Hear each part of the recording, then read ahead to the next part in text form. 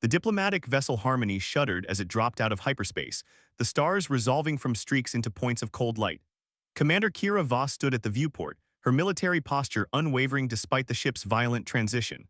Beyond the reinforced glass loomed the obsidian dreadnought that served as the mobile throne world of the Draconian Empire. Final approach to the Imperial Fang Commander. Lieutenant Ellis's voice betrayed the fear that everyone but Kira seemed willing to show. Empress Thorn's honor guard is prepared to receive you. Kira adjusted the ceremonial sword at her hip, a relic from Earth's last war, now a symbol of her authority as Earth's final envoy. The three diplomats who'd come before her had never returned. "Remind me, Lieutenant, what happened to Ambassador Davenport?" Kira asked, though she knew the answer. Ellis swallowed hard. Official report states she was found lacking in proper respect. Unofficial channels say the Empress used her tail to crush every bone in Davenport's body. Slowly. Kira nodded, steel-gray eyes fixed on the approaching dreadnought. At 43, she had spent half her life in combat and the other half preventing it. The scars across her dark brown skin were a map of conflicts resolved and unresolved. Her close-cropped silver hair was the only concession she'd made to age. "The difference between Davenport and me," Kira said, straightening her formal blue uniform, "is that I've killed things before. Many things." As the airlock sealed behind her, Kira walked alone through corridors designed to intimidate. The ceilings soared 20 feet high to accommodate the towering Draconians, their scaled bodies requiring more space than human frames. The air was thick with heat and strange spices that made her eyes water. The throne room doors, massive slabs of metallic alloy, parted with a hiss. Inside, dozens of Draconian officials lined the path to the dais, their serpentine lower bodies coiled beneath powerful torsos. Each bore the distinctive tail that was both weapon and status symbol in their culture, but none compared to the magnificent appendage that belonged to the figure on the throne. Empress Thorn was larger than any Draconian Kira had seen in briefings. Nearly 12 feet tall when fully extended, her humanoid upper body was covered in iridescent scales that shifted from emerald to sapphire under the harsh lights. Her face was a striking blend of human and reptilian features, angular and beautiful in its alienness, with vertical pupils set in amber eyes. But it was her tail that commanded attention, muscular, barbed, and wrapped partially around her throne like a living scepter. Protocol demanded that visitors prostrate themselves. Kira merely stopped and offered a respectful nod. A low hiss rippled through the assembly. The Empress's tail unwound, its tip twitching with what Kira recognized as predatory interest. "The human does not kneel," Thorn observed, her voice a melodic contralto despite the forked tongue that flicked occasionally between her lips. "Either very brave or very foolish." "Commander Kira Voss of Earth," Kira announced herself. "I come standing as equals, Empress, to discuss the future of our peoples." Thorn's laugh was like shattered crystal. "Equals? Your predecessors claimed the same. Their bones now decorate my gardens." "Then they failed to demonstrate equality," Kira replied, her gaze unwavering. "I won't make the same mistake." The Empress's tail lashed forward with blinding speed, stopping mere inches from Kira's throat. To her credit, the commander didn't flinch. "3 systems have fallen to my empire this past rotation," Thorn said. "Earth would be the jewel in my collection. Give me one reason not to simply take it." "Because I'd have to stop you," Kira answered simply. Silence fell over the throne room, broken only by the soft rasp of scales against metal as the Empress leaned forward, her amber eyes narrowing. "You," Thorn gestured toward Kira's compact frame. "Against this." Her massive tail swept up, knocking over a solid stone column as if it were made of paper. "Size isn't everything, Your Majesty." Kira's hand rested casually on her sword hilt, "as I'd be happy to demonstrate." The Empress's expression shifted from contempt to curiosity. "Perhaps you would, tomorrow in the combat arena. If you survive 5 minutes against me, I'll hear Earth's terms. If not," her smile revealed rows of needle-sharp teeth. "Well, I've always wanted to know what human tastes like." As Kira was escorted to her quarters, she caught the pitying glances of the Draconian court. None believed she would live to see another day. But what they didn't know, what even Empress Thorn with all her power couldn't guess, was that Kira Voss had spent the last 2 years studying every weakness of Draconian physiology. And she hadn't come to negotiate. She'd come to end a war the only way the Empress would understand, by proving that humans were indeed equals. Even if it meant cutting the pride from the most feared warrior in the galaxy. The combat arena of the Imperial Fang resembled an ancient coliseum, designed for spectacle as much as combat. Curved walls soared upward, lined with thousands of Draconians eager to witness the humans' inevitable death. Kira entered wearing only light combat armor, having refused the ceremonial protection offered. It would only slow her down. From the opposite gate emerged Empress Thorn, her scales glistening with ritual oils that caught the light of three artificial suns suspended above the arena. She wore no armor, her scales provided defense enough, but carried a ceremonial trident that seemed almost ornamental compared to the deadly whip of her barbed tail. "Your bravery honors us, Commander," announced Prime Minister Vex, the Empress's most trusted advisor. "But courage alone will not save you from her Imperial Majesty's wrath." The crowd roared as Thorn slithered forward, her massive form casting a shadow over Kira. Up close, the Empress was even more intimidating, nearly twice Kira's height with muscles rippling beneath iridescent scales. 5 minutes, Thorn reminded her with a predatory smile, "though I doubt you'll last one." Kira drew her sword, the blade catching the light strangely not reflecting it but seeming to bend it. "Phase-forged steel," she explained, nodding Thorn's surprised gaze. "One of the few materials that can penetrate draconian scales." For the first time, uncertainty flickered in the Empress's amber eyes. Then she laughed, the sound echoing across the arena. "It matters not what weapon you wield if you cannot strike me." The gong sounded and Thorn struck with terrifying speed. Her tail lashed out like a whip, forcing Kira into a desperate roll. The barbs grazed her shoulder, drawing first blood. The crowd cheered, scenting human death in the air. Kira circled warily, calculating distances, watching how Thorn moved. "Already bleeding," Thorn taunted. "I expected more from Earth's champion." "Just warming up," Kira replied, her breathing controlled despite the burning pain in her shoulder.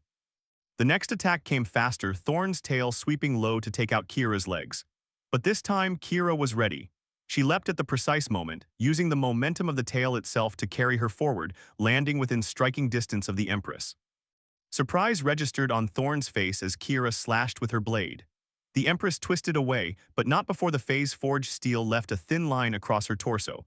A minor wound, but the first time many in the arena had seen their ruler bleed. Silence fell, broken by Thorn's low hiss of fury. "You'll suffer for that," the Empress promised, abandoning her trident to fight with her natural weapons. Her claws extended as she lunged forward, tail whipping behind her like a scorpion's stinger. What followed was a deadly dance. Kira couldn't match Thorn's raw power, but her smaller size and human agility gave her advantages in the spacious arena. She dodged, rolled, and feinted, letting Thorn's aggression work against her. 3 minutes passed, then 4. The crowd grew restless, the human should have been dead by now. "Stand still and die with dignity," Thorn snarled, frustration evident in her increasingly wild attacks. "Not today," Kira panted, circling away from another devastating tail strike. The Empress's tail smashed into a support column, cracking the stone. As she pulled back for another strike, Kira recognized the opening she'd been waiting for. In draconian physiology, the base of the tail connected to neural pathways crucial for balance and movement. For a split second during the recovery from a full-force strike, those pathways were exposed. Time seemed to slow. Kira rushed forward, ducking under Thorn's guard. The Empress realized her mistake too late, her massive body already committed to the attack.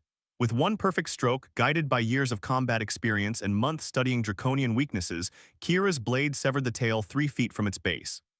A collective gasp tore through the arena. Black-green blood spattered across the sand. Thorn's scream was primal, filled with pain and disbelief as she crashed to the ground, her balance destroyed. Kira stood over the fallen Empress, blade poised at her throat. The phase-forged steel gleamed with draconian blood. "Finish it," Thorn growled, her voice raw with pain and humiliation. "Take your victory." The arena fell silent. Every draconian waited for the killing stroke, the right any victor claimed in their culture. Instead, Kira lowered her weapon and extended her hand. "I didn't come here to kill you, Empress. I came to talk. Now perhaps you're ready to listen." Confusion crossed Thorn's face, followed by something more complex, a reluctant respect. After a long moment, she took Kira's offered hand. "The human has proven herself worthy," Prime Minister Vex announced, his voice strained with shock. "The combat is concluded." As attendants rushed forward to tend to their wounded ruler, Thorn's eyes never left Kira's. "5 minutes have passed, Empress," Kira said quietly. "I believe you owe Earth a conversation." "Tomorrow," Thorn replied, her voice low enough that only Kira could hear. "Tonight, I mourn what you have taken from me." As Kira was escorted from the arena, whispers followed her. The human who had done the impossible, who had brought the mighty Empress Thorn to her knees, then showed mercy where no draconian would have. And in the medical chambers of the Imperial Fang, Thorn stared at the stump of her tail, the symbol of her power now lying in the arena sand. For the first time in her long reign, she faced the unfamiliar taste of defeat and the even stranger sensation of owing her life to an enemy she had underestimated. 3 days had passed since the duel, and the Imperial Fang buzzed with barely contained chaos. Kira watched from her seat at the negotiation table as Draconian officials whispered among themselves, their expressions ranging from open hostility to veiled curiosity. The peace talks were scheduled to begin an hour ago, but the Empress had yet to appear. Her Majesty sends her regrets, announced Prime Minister Vex, slithering into the chamber with obvious discomfort. She requires additional recovery time before addressing such weighty matters. The terms of our agreement were clear, Kira replied, standing to her full height, unimpressive among the towering Draconians, yet commanding in its steadfastness. I won the right to these negotiations. Perhaps, hissed General Kor, the head of the Imperial fleet, his massive tail whipped behind him in agitation. But our Empress won the right to name the time and place, or has the human forgotten basic courtesy so quickly? Whispers of approval rippled through the assembly. Kira recognized the power play unfolding. Without Thorn's presence, the negotiations would stall indefinitely.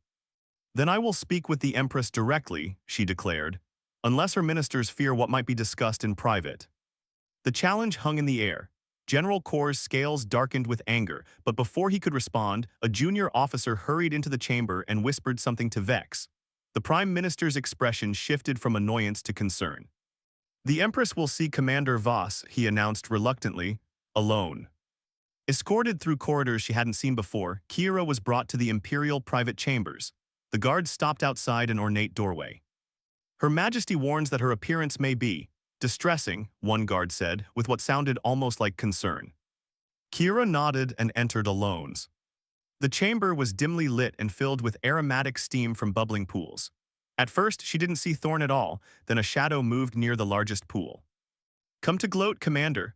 Thorn's voice lacked its usual power, tinged instead with something raw and vulnerable. Kira approached slowly. The Empress reclined, partially submerged in healing waters, her magnificent scales dull in the low light. But it was the absence that drew Kira's eye, where once the powerful tail had extended, now only a partially healed stump remained, wrapped in regenerative bandages. I came to negotiate, Kira answered softly, as agreed. Thorn's laugh held no humor. Look at me, the undefeated conqueror, the scourge of 12 systems, reduced to hiding in my chambers because I cannot bear the sight of my generals watching me. Slither. She spat the word with disgust. Kira sat at the edge of the pool, maintaining a respectful distance. On Earth, we have a saying, the measure of strength isn't in victory but in how one faces defeat. Spoken like someone accustomed to losing, Thorn retorted. Actually spoken as someone who has both won and lost. Kira rolled up her sleeve, revealing a prosthetic arm from the elbow down. Plasma cannon, Proxima campaign 5 years ago.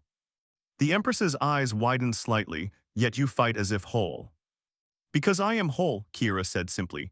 My worth as a commander isn't in how many limbs I possess, but in how I led. Silence fell between them, broken only by the gentle bubbling of the healing pools. After a long moment, Thorn shifted forward, revealing more of her upper body. In the dim light, Kira couldn't help but notice the elegant curve of her shoulders, the strange beauty of scales that caught what little light existed in sheens of deep blue and green. Why didn't you kill me? Thorn asked suddenly. Any Draconian would have. I'm not Draconians. No, Thorn agreed, her amber eyes studying Kira with new interest. You are something else entirely. An attendant entered with refreshments, then quickly departed, leaving them alone again. Thorn gestured for Kira to help herself to the exotic fruits and fermented nectars. My brother Krell has been gathering support, Thorn said abruptly. He believes my injury makes me unfit to rule. Kira chose her next words carefully. What do you believe? The question seemed to surprise the Empress. No one has asked me that. It is assumed that I will fight to keep my throne. Even weakened. Fire flashed in Thorn's eyes. I am not weak. Prove it, Kira challenged. Not with your tail, but with your mind. The peace treaty I'm offering would secure your borders without depleting your military resources. It would open trade routes that would enrich your empire beyond the spoils of a dozen conquests. And benefit Earth equally, I presume. Of course, that's what makes it peace, not surrender.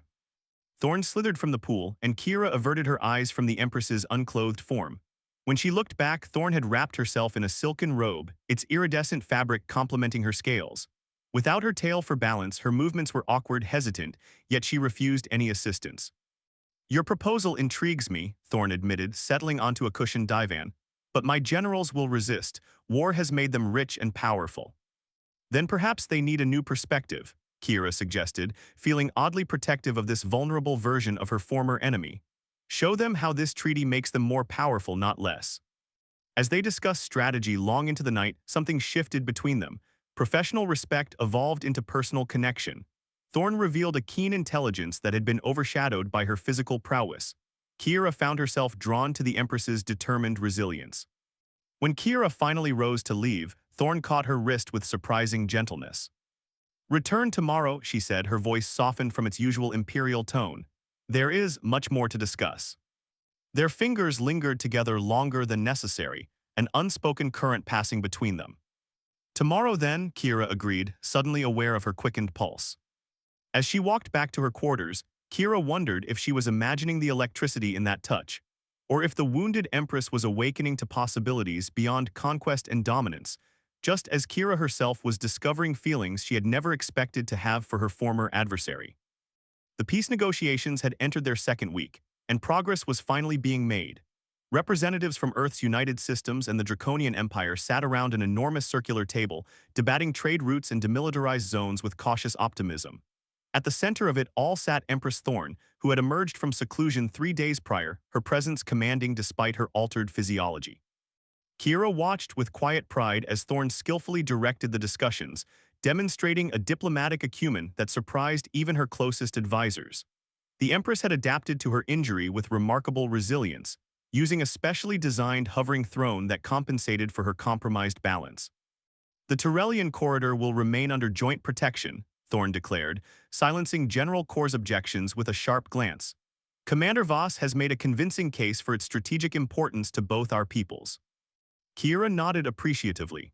Their private strategy sessions had extended long into each night, blurring the line between professional collaboration and personal connection.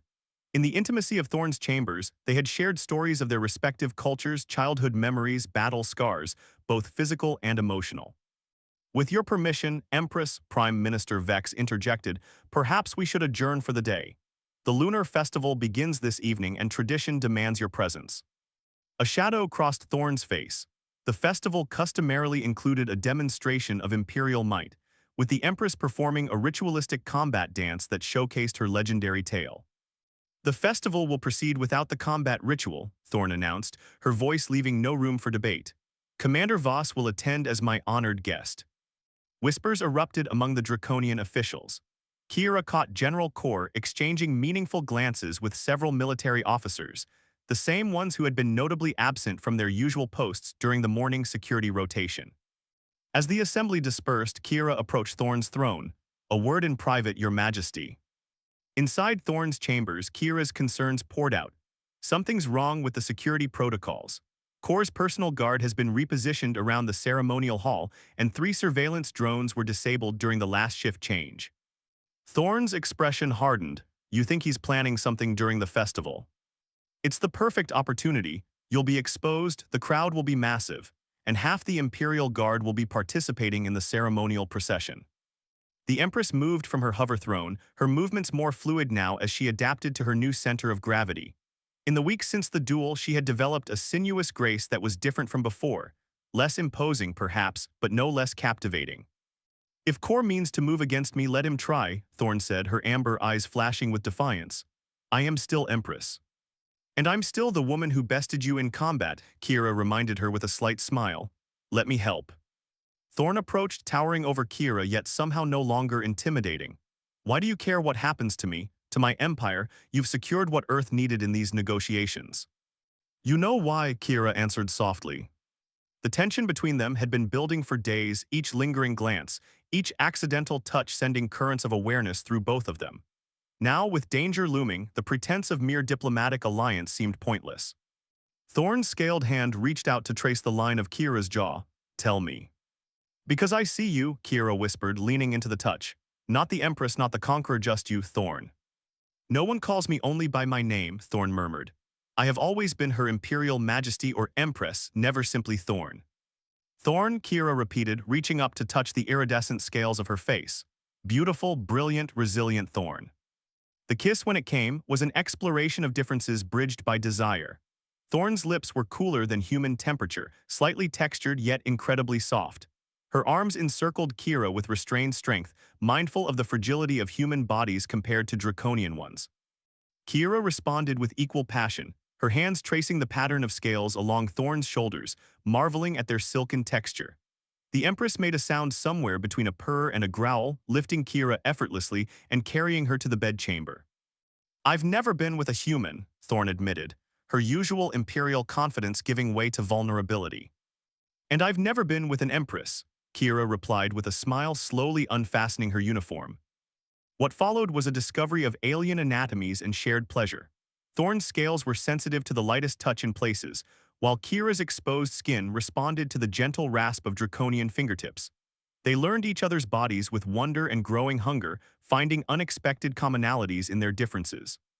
In the aftermath, they lay entwined, Kira's head resting on Thorne's chest, listening to the double rhythm of her twin hearts. "We need to be ready for whatever Kor is planning," Kira murmured, reluctantly returning to the threat at hand. Thorne's fingers traced patterns along Kira's spine. "We will face it together. My people need to see that I am not diminished by what I've lost, that perhaps I've gained something more valuable."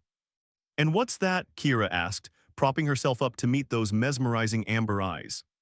"Perspective," Thorne answered, "and perhaps love." The word hung between them, new and fragile yet undeniable. Their strategic planning was interrupted by an urgent chime. Thorne activated the communication panel to display Prime Minister Vex's agitated face. "Empress, General Kor has declared you unfit for rule and taken control of the ceremonial guard. He claims possession of your severed tail as proof of your weakness," and the transmission cut off abruptly. Thorne rose, imperial authority returning to her bearing despite her nakedness. "It seems my brother has made his move earlier than expected." Kira was already retrieving her phase-forged sword. "Then we'll meet it together." As they prepared for battle, they exchanged one more lingering kiss. A promise between warriors, between lovers, between two beings who had found in each other a strength greater than either possessed alone. The lunar festival had devolved into chaos.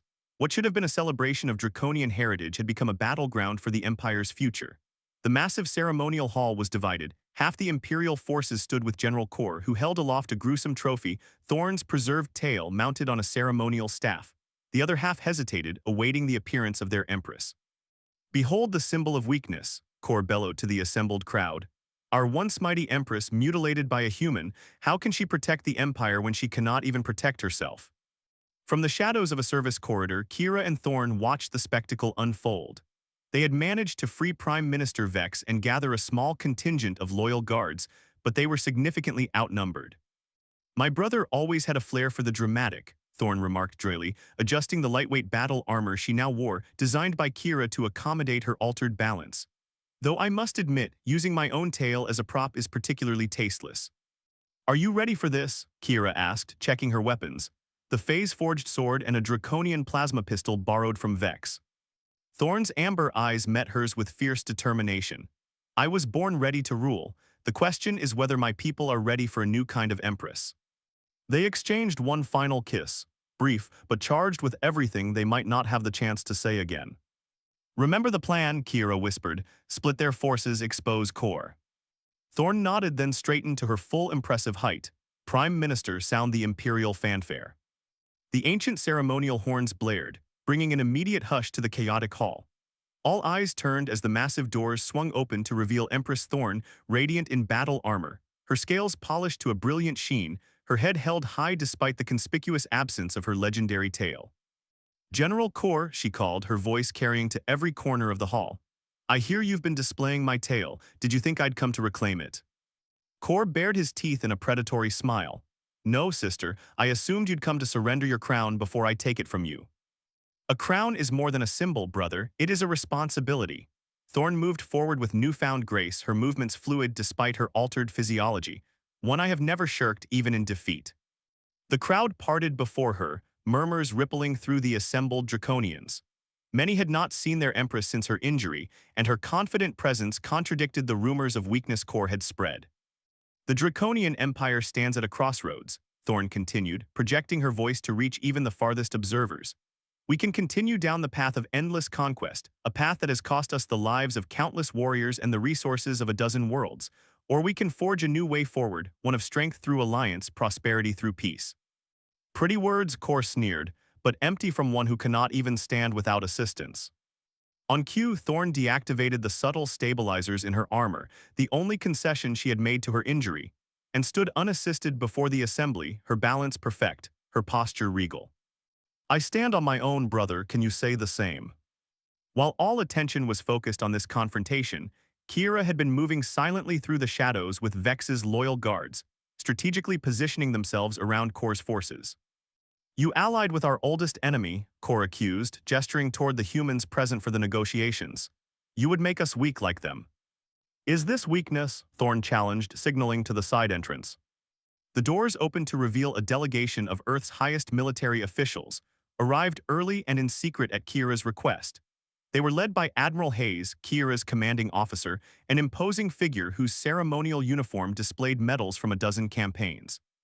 The United Systems of Earth extends formal recognition to Empress Thorn as the legitimate ruler of the Draconian Empire, Hayes announced. Any action against her will be considered an act of war against Earth and its allies. Uncertainty rippled through Kor's forces. A direct confrontation with Earth had not been part of the general's plans.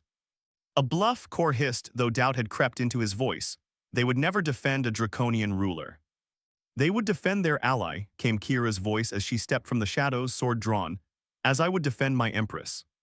The declaration sent shockwaves through the assembly. A human publicly claiming allegiance to the Draconian throne, it was unprecedented. Kor's composure cracked, seize them all. But his troops hesitated, confusion evident in their ranks. Taking advantage of the moment, Kira signaled Vex's guards who moved into position, effectively splitting Kor's forces.